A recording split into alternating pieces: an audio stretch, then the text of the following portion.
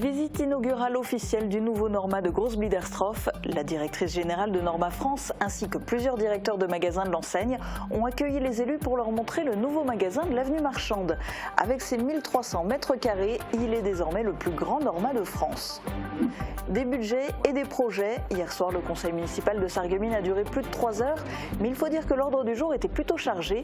Les élus ont notamment voté les budgets. Le budget principal dépasse les 40 millions d'euros, fonctionnement et investissement cumulés.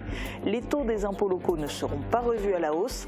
Les deux principaux investissements prévus en 2023 sont l'aménagement de la vieille ville pour 1,7 million d'euros et la création d'un équipement de proximité au stade du Hagwald pour 1,5 million d'euros. Différents, et alors, des lycéens et des jeunes de l'IME réunis dans une chorégraphie basée sur l'inclusion.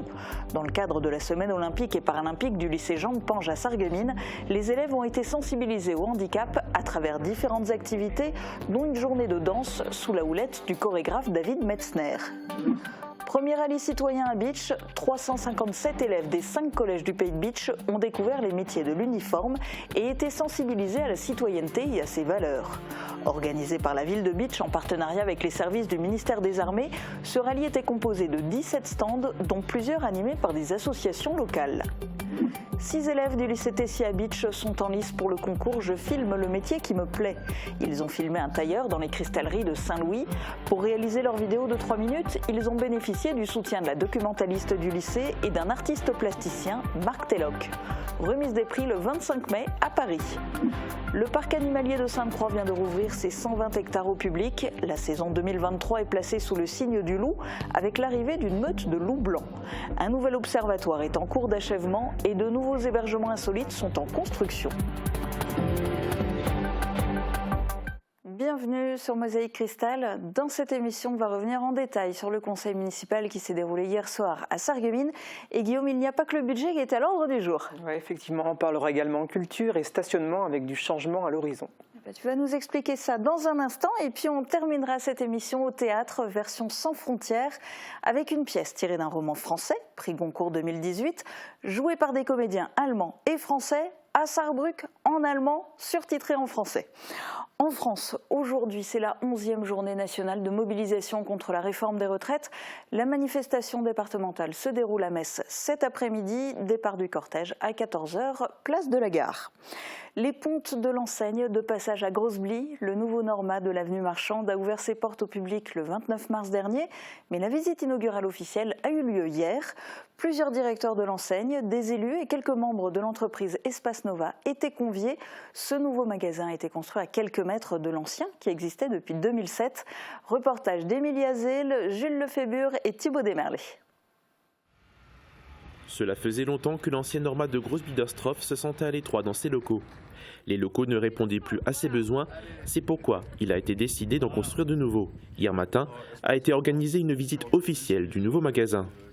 La directrice générale de Norma France et le directeur de l'expansion ont invité le maire de la commune, des représentants de la communauté d'agglomération Sarreguemines Confluence et de l'entreprise Espace Nova. Le maire de Groß-Biederstroff espère que l'installation du nouveau Norma va aider à redynamiser la zone commerciale. Ce nouveau Norma, comme je l'ai dit dans mon discours, pour nous c'est une fierté de s'être installé ici à Groß-Biederstroff et nous espérons que d'autres investisseurs viendront sur la zone.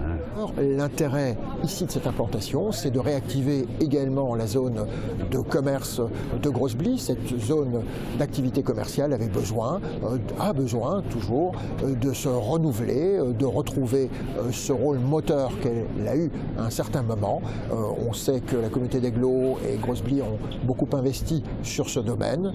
Et bien ici, on voit qu'il y a un retour, il y a un intérêt à être présent ici. En tout, ce sont une quinzaine de sous-traitants qui ont travaillé sur ce projet de plus de 4 millions d'euros. Avec ses 1300 mètres carrés, il s'agit de la plus grande surface commerciale de l'enseigne Norma en France. Malgré la présence du Cora de l'autre côté de la route, les responsables de Norma n'ont pas peur de la concurrence. Ça fait déjà un moment qu'il est là, on vit très bien ensemble et c'est un hypermarché, hein. On n'est pas des concurrents directs, je dirais on est même complémentaires.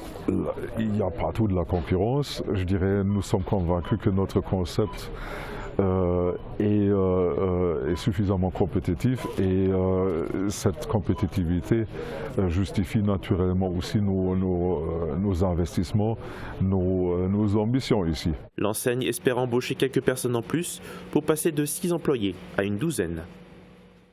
Retour sur le conseil municipal qui s'est déroulé hier soir en mairie de Sarreguemines. Guillaume va nous le résumer dans sa chronique.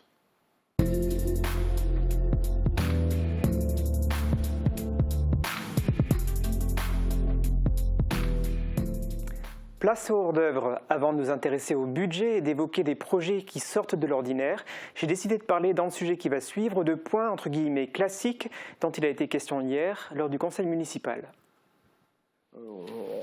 Les installations de relais de radiotéléphonie se poursuivent. Pour assurer une meilleure couverture de la route de Nancy et du sud de la zone industrielle, SFR va installer une antenne relais de téléphonie mobile. Elle sera située rue des Bosquets, près du cimetière principal de Sarreguemines. En contrepartie de la mise à disposition de l'emplacement, SFR versera une redevance annuelle de 8 000 € à la ville, majorable de 2 000 € par sous-location et révisable annuellement. Pour notamment lutter contre la délinquance, le conseil municipal souhaite remplacer les caméras de surveillance et augmenter leur nombre. Il pourrait y en avoir jusqu'à 42 plus. Pour ce faire, une enveloppe financière de près de 190 000 € est prévue. Une subvention de 50% du montant hors taxe a été sollicitée auprès des services de l'État dans le cadre du Fonds interministériel de prévention de la délinquance. 2 cessions de terrain ont également été approuvées hier. La SCI des Fiston va acquérir un terrain de plus de 1000 m² situé en face de la crèche La Bulle Enchantée. Des logements doivent être créés à cet endroit. Montant de l'acquisition, 70 000 €. Autre cession de terrain, cette fois-ci en faveur de la société Lubatex. Pour rendre possible son projet d'agrandissement, il fallait retirer plus de 11 ares du régime forestier. En compensation, une surface de 42 ares laissée à l'abandon va être intégrée à ce même régime forestier. En conclusion, on peut dire que par l'intermédiaire de cette opération, la forêt va augmenter. Alors après cette mise en bouche, place maintenant au plat principal dans lequel il sera beaucoup question de finances. Les budgets primitifs 2023 ont été présentés hier et approuvés. Alors Guillaume, est-ce que tu peux nous dire un petit peu quelle est la situation et notamment plus particulièrement en ce qui concerne le budget principal ? Donc il s'équilibre en recettes et en dépenses de la manière suivante. Plus de 11 400 000 € sont destinés à l'investissement et plus de 31 300 000 € pour le fonctionnement. À noter que l'inflation et la hausse des prix de l'énergie pourraient conduire la municipalité à modifier la configuration budgétaire en cours d'année. Et au niveau des taxes, qu'en est-il ? Est-ce que les taux des taxes directes vont augmenter ? Eh bien non, ils ne vont pas augmenter, ils vont rester identiques. Ça constitue donc une bonne nouvelle pour les Sarregueminois. Mais il y a une subtilité que le premier adjoint en charge des finances a rappelée. Je propose sans plus attendre de l'écouter. Ça ne veut pas dire pour autant que le montant des impôts, notamment de la taxe foncière pour les propriétaires, ne va pas évoluer puisqu'il va y avoir une augmentation des bases fiscales de 7,1%, qui n'est pas de notre fait, qui est tout simplement l'augmentation qui est prévue dans le cadre du projet de loi de finances. C'est la raison pour laquelle la taxe foncière sur les propriétés bâties, celle sur les propriétés non bâties et la taxe d'habitation sur les résidences secondaires vont finalement augmenter. Et alors en matière de projet à présent, quelles dépenses d'équipement va réaliser la ville de Sarreguemines en 2023 ? Alors il y a 2 chantiers qui se détachent clairement en termes de coûts. L'aménagement de la vieille ville tout d'abord, 1 700 000 € seront dépensés cette année dans le cadre de ce chantier. Autre dépense importante, celle destinée à construire un équipement de proximité au stade du Hagwald. Cette installation sportive et associative va coûter 1 500 000 € en 2023. Complète le podium des principales dépenses d'équipement en 2023, les 325 000 € nécessaires à la mise en accessibilité des bâtiments communaux. Et on est effectivement ici sur un montant d'investissement nettement inférieur. Le niveau des dépenses concernant certains équipements peut paraître important, mais ça ne veut pas dire que la ville à elle seule finance l'intégralité des travaux. Non, effectivement, le maire et ses adjoints ont rappelé à maintes reprises hier soir que de nombreux acteurs sont sollicités pour subventionner des projets. Si on prend par exemple la construction de nouvel équipement de proximité à Beau-Soleil, avec notamment la construction de vestiaires sportifs, l'Europe, l'État, la région, la CASC et la Fédération ont été contactés avec l'objectif que la participation des uns et des autres puisse permettre de diminuer la somme que la municipalité devra injecter pour compléter le budget. La participation des acteurs extérieurs réunis peut permettre de payer 80% 50% du coût total d'un projet. C'est en tout cas l'espoir de la ville de Sarreguemines concernant un autre investissement évoqué hier. La ville veut créer 4 équipements sportifs de proximité, à Beau-Soleil toujours, mais aussi au quartier Bastille-Maraîcher, à Neunkirch et au stade de la Blise. Si le conseil municipal ne parvient pas à obtenir ces 80% de subventions, le projet pourrait être revu à la baisse, comme vous allez l'entendre dans cet extrait. Il est évident, aujourd'hui on annonce des aides qui vont jusqu'à 80%. Tout à l'heure, M. Schwartz évoquait les difficultés et certaines restrictions. Il est évident que si on n'a pas les 80%, on se posera la question différemment. On limitera peut-être le nombre de stades. Aujourd'hui, M. le maire disait tout à l'heure, autant bénéficier de tout ce qui est possible. Alors, autre donnée importante au moment de voter le budget, quelle sera la part de subvention que la ville de Sarreguemines va accorder aux associations ? Alors, par rapport à l'année dernière, le montant total de subventions versées est inférieur de près de 500 000 €, mais il y a une explication que va nous donner l'adjoint au maire en charge de cette question dans l'extrait qui va suivre. Jusqu'en 2022, dans le cadre du contrat enfant-jeunesse, la ville avait pour habitude de verser aux associations qui émargeaient la part dévolue à la caisse d'allocation familiale. Cette dernière reversait ensuite, en année N+1, le dit montant à la ville. Donc quelque part, la ville faisait l'avance au titre de la caisse d'allocation familiale pour les associations et cette dernière de rembourser l'année suivante. Cette année, le contrat enfant-jeunesse est remplacé par une convention globale territoriale. Et la caisse d'allocation familiale, dans ce cadre-là, a décidé de verser directement aux associations les dites subventions sans passer par l'intermédiaire de la ville. Alors maintenant, tout autre sujet, je crois que tu voulais aussi nous parler d'un projet en direction des personnes atteintes de handicap. Oui, la société Comme Toi a l'intention de construire pour ces personnes des logements inclusifs, ou ça, à un endroit qui sert actuellement de parking. Pour permettre aux téléspectateurs de visualiser où ce projet devrait voir le jour, on est situé rue de France, à un endroit où de nombreux automobilistes ont l'habitude de stationner leur voiture. 69 places de parking devraient être supprimées, mais il y a également une bonne nouvelle pour eux. Je laisse le soin d'en parler à l'adjoint au maire en charge des travaux. On va plus que compenser ce nombre de places. On perd en fait dans la zone rosée 69 places de places parking et on en créera plus dans les parties jaunes, plus dans des zones de la rue de France où à l'heure actuelle il n'y avait pas possibilité de se parquer. Je tiens tout de suite à le dire parce que c'est important. Donc il n'y a aucune place de parking qui sera perdue par cette opération. Immédiatement, la question de la gratuité des places de stationnement qui seront créées a été abordée. Faudra-t-il payer pour les occuper? La réponse va être donnée dans un nouvel extrait. Attention, c'est court. Non, les hommes politiques ne font pas toujours des réponses de plusieurs kilomètres de long. On compense des places gratuites par des places gratuites. Donc les automobilistes qui utiliseront ces futures places de parking ne devraient a priori rien avoir à débourser. En tout cas, ça a été dit et on l'a enregistré. Est-ce qu'il y a une autre thématique que tu voulais aborder dans ta chronique ? Ouais, à présent, on va parler culture. Elle n'a pas été oubliée hier. Des fresques du casino des Faïenceries et la verrière du jardin d'hiver doivent être restaurées.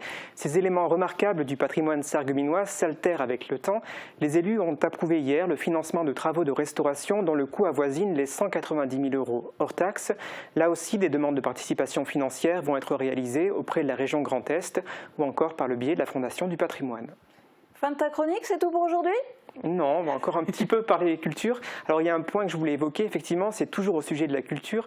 Figure-toi qu'un projet découverte du patrimoine va être proposé aux détenus de la maison d'arrêt de Sarreguemines.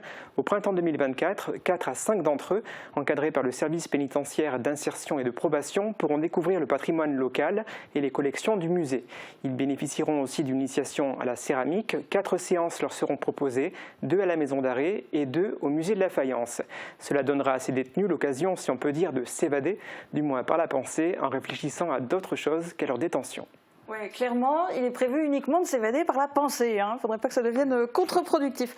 Merci beaucoup en tout cas pour ta synthèse. Et puis tu nous résumes toujours les conseils avec beaucoup d'humour. C'est très chouette. Place à la danse maintenant. Des élèves du lycée Jean de Pange et des jeunes de l'Institut médico-éducatif de Sarreguemines ont appris une chorégraphie pour le projet Différent et alors, initié par le lycée et par les professeurs de PS. L'objectif du projet est de sensibiliser les lycéens au handicap et d'intégrer les les enfants avec des différences. En parallèle, le lycée participe également au concours national UNSS sur la thématique de l'inclusion. Reportage d'Émilie Azel, Jules Lefébure et David Orès. Différent et alors, c'est le nom du projet d'EPS du lycée Jean de Pange de Sarreguemines. Pendant toute la journée d'hier, des élèves de seconde ont appris une chorégraphie avec 9 élèves handicapés de l'Institut médico-éducatif. Le tout sous la houlette du chorégraphe David Metzner. Cette activité intervient dans le cadre de la Semaine olympique et paralympique 2023, dont la thématique cette année est l'inclusion. C'est la 3e année consécutive que le lycée participe à ce programme national, lui permettant d'obtenir le label Lycée Génération 2024. Cette chorégraphie, qui met l'accent sur la mixité entre les élèves du lycée et l'IME, est en revanche une première. Mais nul doute que l'expérience sera renouvelée l'an prochain, avec peut-être une représentation face à un public. Et maintenant, un rallye citoyen dans une ville de garnison. Mardi, la ville de Bitche a organisé un rallye citoyen à destination de toutes les classes de 3e du pays de Bitche. Un projet né il y a un an en partenariat avec les services du ministère des Armées. Sous forme d'équipe d'une quinzaine d'élèves, les collégiens ont découvert à tour de rôle les stands animés par les métiers de l'uniforme, mais aussi par des associations locales. L'objectif, être sensibilisés à la citoyenneté. David Orès les a suivis dans leur parcours. Une team parmi tant d'autres. Ce matin à Bitche, les élèves du collège de Lemberg ont rejoint toutes les autres classes de 3e du pays de Bitche, soit 357 élèves issus de 5 établissements, pour un rallye citoyen. Répartis entre la salle des cuirassiers, le marché couvert et la place du 4e cuir, 17 stands ont accueilli les collégiens pour un échange interactif et une sensibilisation à la citoyenneté et ses valeurs. Le recensement citoyen, c'est une démarche volontaire, c'est-à-dire que c'est à vous d'aller en mairie pour vous faire recenser. L'ONF, les armées, les sapeurs-pompiers, la gendarmerie, parmi les exposants, on retrouve beaucoup de métiers de l'uniforme. Malgré les apparences, ce n'est pas un forum des métiers. On y trouve aussi des associations locales comme la Chale, les Chœurs Éléphants ou Envol Lorraine. Avec l'armée, le handicap est un des thèmes forts de ce rallye, notamment le savoir-vivre ensemble. C'est pour faire prendre conscience aux jeunes de leur rôle à jouer dans notre société, très globalement. Alors effectivement, on parle de l'engagement au sens large, aussi bien dans les armées. Bon, ils sont jeunes, on n'est pas des recruteurs, mais pour autant, on plante une petite graine. Et derrière, c'est le côté engagez-vous dans votre vie, engagez-vous en tant que citoyen, faites nation. C'est très à la mode en ce moment, mais ça n'a jamais été aussi vrai. Voilà, donc on peut devenir jeune sapeur-pompier à quel âge alors? Ce rallye est le fruit d'un partenariat entre la ville de Bitche et le Centre du service national et de la jeunesse de Nancy, un des 33 centres mis en place à l'échelle nationale sous la houlette du ministère des Armées.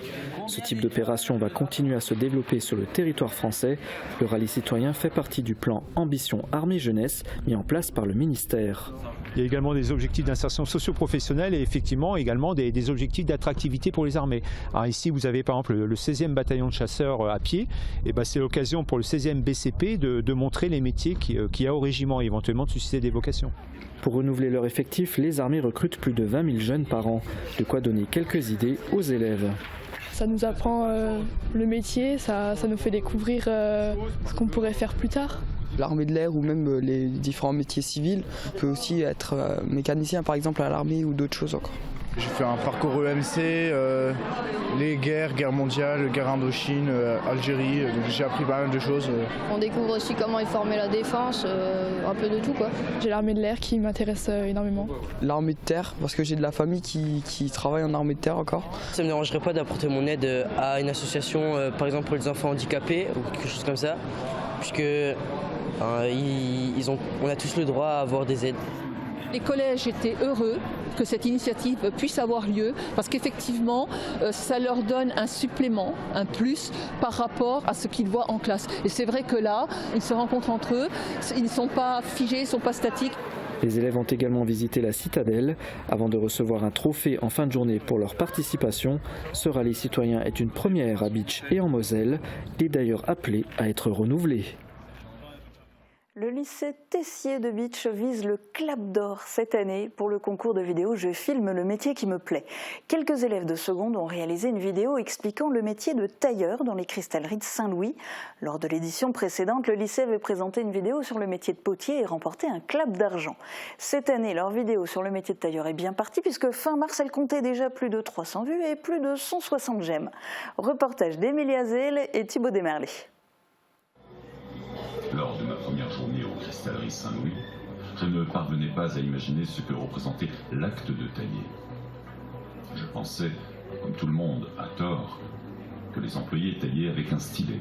Ces élèves de seconde générale sont en train de visionner leur mini-documentaire. Le lycée Tessier participe cette année encore au concours Je filme le métier qui me plaît. Les élèves doivent réaliser une vidéo de 3 minutes dans laquelle ils présentent un métier. Le concours cherche à mettre à l'honneur la créativité et à faire découvrir des métiers aux élèves de collège et de lycée.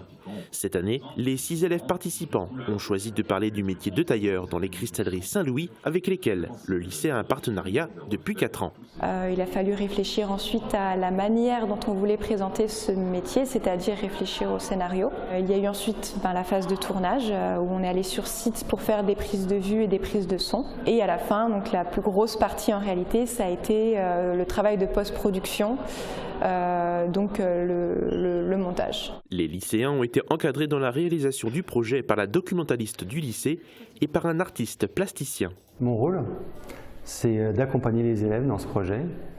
Aussi un rôle un peu de formateur en fait, parce que pour la plupart, ils n'ont pas l'habitude de filmer. Ils n'ont pas l'habitude non plus de faire de montage, pas l'habitude de faire de l'étalonnage, pas l'habitude non plus de faire un film tout simplement. Les élèves ayant réalisé la vidéo ont acquis de nouvelles compétences et sont fiers de leur travail. C'était déjà impressionnant parce que moi je n'avais jamais fait de la vidéo et donc c'était la première fois que j'utilisais des outils techniques pour en faire et donc c'était vraiment bien et amusant, je trouve. C'était plutôt marrant et amusant, mais aussi très intéressant car on rencontre plusieurs domaines, surtout quand on voit la taille, comment c'est fait, et tout ce qui est montage, etc. Des choses qu'on ne voit généralement presque pas. La cérémonie de remise des prix aura lieu le 25 mai prochain à Paris. Le parc animalier de Sainte-Croix vient de rouvrir ses portes pour une nouvelle saison, placée sous le signe du loup. De nombreuses nouveautés sont encore en préparation. Classé parmi les 5 plus beaux parcs et zoos d'Europe, le parc animalier de 120 hectares continue de s'agrandir. Aperçu en images des surprises qui vont s'offrir aux visiteurs, c'est un reportage de Lucie Philippot. Les loups n'ont visiblement pas l'air dérangés par les travaux. Sous l'œil attentif de la meute, les ouvriers s'activent à la construction du nouvel observatoire. Ce n'est pas le premier observatoire du parc, on en a un peu à plusieurs endroits, chez les ours, chez les cerfs, et donc ce sera simplement une nouvelle muséographie où ce sera vraiment une mise en avant plus pédagogue et plus ludique. Avec 360 000 visiteurs en 2022, le parc de Sainte-Croix espère attirer davantage de monde avec ses nouvelles infrastructures. Ça va être une plus-value pour le parc. Ça va permettre, donc, par exemple, pour le point d'observation, d'avoir une vue sur la nouvelle meute de loups blancs, d'avoir pas mal de petites animations. Vous verrez, on ne vous en dit pas plus. Il faudra venir pour les découvrir. Nouveauté également côté boutique, 2 fois plus grande que l'ancienne et sur 2 étages. Pour ce qui est des nouveautés, par rapport à l'ancienne, en fait, ça va s'organiser en différents corners sur différentes thématiques. La thématique du loup, évidemment. Le parc animalier espère finaliser les travaux pour le week-end de Pâques, ce qui n'a pas empêché les visiteurs de venir se promener dans les allées du parc. On mourait d'envie de revenir, ça ne s'est pas présenté jusqu'à présent et là on a sauté sur l'occasion de la réouverture. D'autres travaux sont au programme. De nouveaux logements insolites sortiront de terre dans le courant de l'année, les lodges d'Amarok, avec vue directe sur une meute de loups blancs. La saison sera aussi ponctuée d'animations tout au long de l'année, toujours sur le thème du loup. Dans un instant, on s'intéresse au théâtre transfrontalier. On regarde d'abord les prévisions de Météo France pour demain. La rénovation de vos façades avec Modern Habitat allie esthétique et une résistance garantie à toutes les intempéries. Retrouvez votre programme avec le Crédit Mutuel, partenaire des grands événements de votre région. Une banque qui appartient à ses clients, ça change tout. Bonjour tout le monde, aujourd'hui j'avais envie de me rendre à Kalhausen parce que je sais que c'est un village qui est toujours très bien décoré et je ne suis pas déçue. Et du coup c'est ici que je vais cacher mon dernier sachet de chocolat. Hier c'est Freddy et son chat qui ont trouvé le paquet que j'avais caché à Volminster. Et comme vous avez été nombreux à nous solliciter, je pense que c'est un jeu que vous reverrez l'année prochaine. Allez c'est parti pour la cachette, un petit tour par ici et par là et c'est maintenant à vous de jouer. Côté météo pour demain le ciel sera partagé mais c'est plutôt les nuages qui vont dominer. Quelques gouttes de pluie sont également à prévoir. Les températures remontent légèrement, surtout du côté des minimales avec 4 degrés en moyenne. Les maximales iront de 11 à 12 degrés. Demain nous fêtons les Jean-Baptiste et il fera jour de 7h à 20h14. Et j'espère vraiment que ce petit jeu vous aura fait plaisir autant qu'à moi. J'en profite pour vous souhaiter encore de très belles fêtes de Pâques, un très bon week-end et à bientôt. C'était votre programme avec le Crédit Mutuel, partenaire des grands événements de votre région. Une banque qui appartient à ses clients, ça change tout. Venez goûter les délices chocolatées de Jacques Bockel à Stirin-Wendel. Votre chocolatier créateur vous propose une collection de chocolats de saison, décorés à la main et 100% naturels, à offrir ou à croquer. Sans oublier des spécialités intemporelles qui feront plaisir à tous les gourmands. Jacques Bockel, c'est 100 mètres carrés de chocolat d'exception à Stirin-Wendel. Cora Sarreguemines prépare le retour du printemps. Retrouvez les indispensables du jardinage avec notre sélection des plus beaux produits. Tout pour votre potager, votre jardin d'ornement, mais aussi l'entretien du sol, l'outillage et la décoration. Pour un jardin bien entretenu et haut en couleur, rendez-vous chez Cora. Cora, l'hyper proximité. Le roi des vins est à Stirin-Wendel. Faites votre choix parmi plus de 3500 références de vin. Une large gamme d'alcool et de spiritueux. Et des idées cadeaux pour toutes les occasions. Nouveau, la cloche. Faites-vous plaisir avec une grande variété de fromages d'une provenance 100% artisanale. Le roi des vins à Stirin-Wendel, le temple des gourmands et des gourmets. La boîte à musique, c'est la référence pour les particuliers et les pros. Nos experts sont à votre service pour vous conseiller dans différents secteurs. Les instruments de musique, la location de matériel pour tout type d'événement, la numérisation de vos cassettes ou films Super 8, mais aussi pour l'installation de systèmes audio et d'éclairage en milieu professionnel ou à votre domicile. Toute la boutique est au prix du net. Retrouvez aussi tous nos articles sur notre site internet Music Good Deal. Grâce à mes appareils auditifs connectés, plus rien ne m'échappe à la télé. Les aides auditives nouvelle génération se connectent à différents accessoires. Et je ne louperai plus aucun appel de mes petits-enfants. Allô mamie? Comment ça va? Arthur, ouais, je suis trop contente de t'entendre. Avec la connexion Bluetooth, vous pouvez recevoir directement vos appels téléphoniques dans vos appareils auditifs pour une conversation plus claire.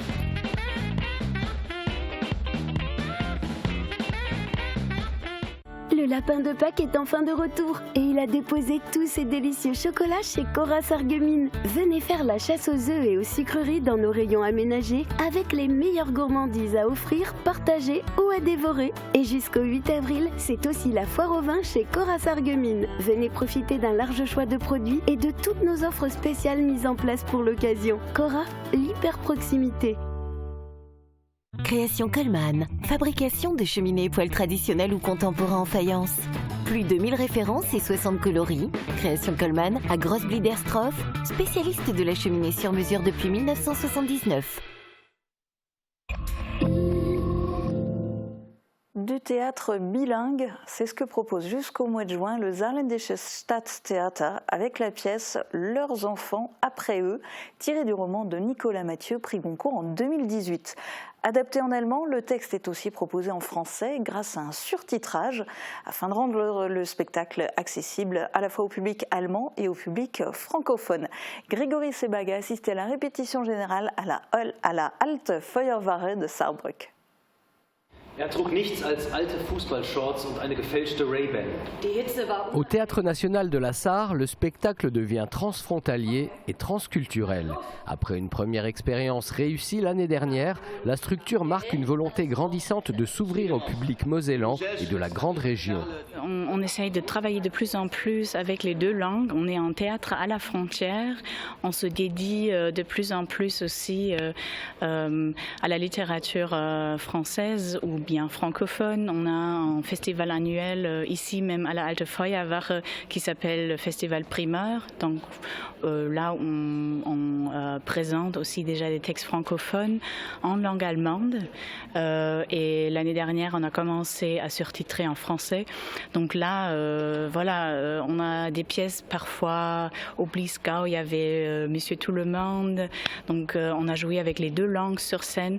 Ici d'ailleurs aussi, donc c'est surtitré en français, mais on a aussi des parties qui sont jouées en français. On a un comédien français dans l'équipe qui va jouer en français et donc ça va être surtitré en allemand. Ça donne vraiment un sentiment transfrontalier et transculturel. Cousin gehört zur Kategorie der verlassenen Ehefrau. Und so war der Cousin früh erwachsen geworden. C'est une adaptation en allemand du roman de Nicolas Mathieu, Leurs enfants après eux, récompensé par le prix Goncourt en 2018, qui est proposé en mode bilingue. On connaissait le cinéma sous-titré, voici donc le théâtre surtitré. Le principe est simple, le texte traduit est projeté sur un panneau au-dessus de la scène. Donc c'est assez simple, c'est ça. On a au-dessus de la scène notre panneau de surtitrage et voilà. Le public est invité d'ailleurs. Pas seulement les Français, mais c'est aussi pour les Allemands qui s'intéressent à la langue française, qui s'y connaissent bien, peuvent suivre aussi les ressemblages de langue, le jeu de langue. C'est aussi une domaine à découvrir pour le public, ce travail de langue, ce travail de traduction. Asin kaufte sich eine Cola, 2 Croissants zum Frühstück. Dann macht sich an den Anstieg zur Plattensiedlung. Ein kritisches Ausmaß erreicht. Seit 2 Tagen hatten sie nichts mehr zu verkaufen. La pièce, mise en scène par Leila Claire Rabi, se prête parfaitement à cette expérience de par son sujet. L'histoire se déroule dans l'est de la France dans les années 90, dans un contexte de désindustrialisation. L'après-sidérurgie et l'après-mine, vécues à travers le quotidien d'un groupe d'adolescents, une histoire proche de celle de la Sarre. Quand la proposition m'a été faite par le théâtre de Sarrebruck de réaliser l'adaptation de ce roman, j'ai trouvé ça très intéressant parce que les paysages sociologiques sont les mêmes, que ce soit ici dans la Sarre ou juste à côté en Lorraine, quand on va vers Forbach ou jusqu'à Thionville. Ce que les gens ont vécu économiquement et sociologiquement est très proche au-delà des frontières de langue et de culture. Donc ça nous intéressait beaucoup. Ça nous intéressait aussi beaucoup de montrer que au-delà de la frontière, il y a donc un bassin qui est le bassin houillé qui a la même histoire industrielle et que ces questions de langue sont très accessoires finalement. Le spectacle sera proposé jusqu'au mois de juillet à la Alte Feuerwache de Sarrebruck. En tout, une douzaine de dates sont prévues. Le Théâtre national de la Sarre espère que le public français sera présent en nombre lors de ces représentations. Der im Radio rauf und runter gespielt wurde. Normalerweise wollte man dabei eine Gitarre in Stücke hauen oder die Schule in Brand setzen. Aber hier wurden alle ganz still.